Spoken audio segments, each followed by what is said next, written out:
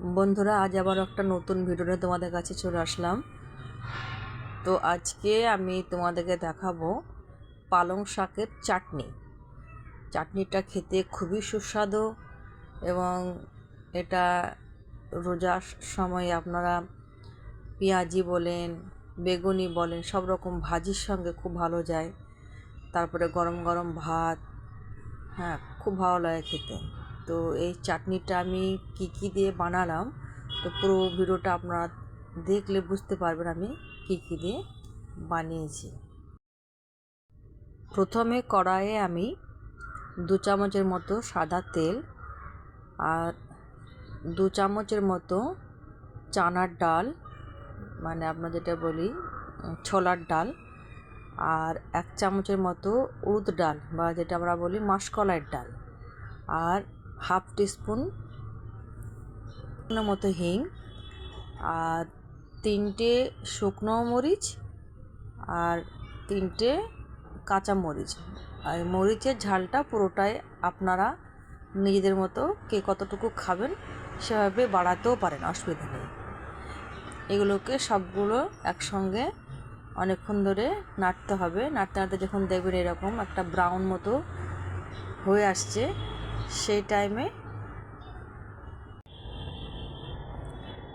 যখন এরকম হয়ে আসবে তখন একটা মিডিয়াম সাইজের পেঁয়াজ ওখানে আমি অ্যাড করলাম।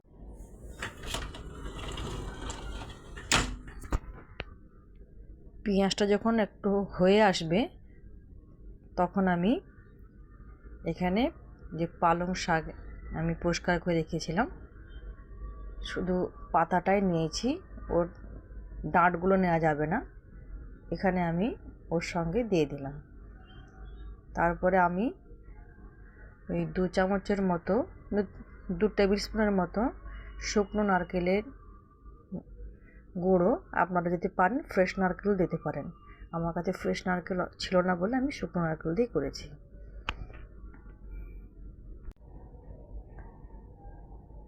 আর 2 চামচের মতো তেঁতুলের পাল্প, ওটাকে আপনাকে এর মধ্যে অ্যাড করতে হবে। এগুলো আর মিডিয়াম সাইজের একটা টমেটো, এই সবগুলোকে ভালোভাবে একসঙ্গে এভাবে নাড়তে হবে। একদম মানে ধিমি আঁচে, আঁচটা একদম হাই করলে হবে না। নাড়তে নাড়তে ঠিক এরকম একটা শুকনো শুকনো হয়ে আসবে, তখন আমি গ্যাসটা বন্ধ করে দিয়ে এভাবে একটু নাড়াচাড়া করব। নাড়াচাড়া করে এটাকে আমি রেখে দেবো ঠান্ডা হওয়ার জন্য। ঠান্ডা হলে আমি এটাকে মিক্সিতে পিষে আপনাদেরকে দেখাবো চাটনিটা কেমন হয়েছে। আর এই দিন চাটনিটা ঠিক এরকম হবে।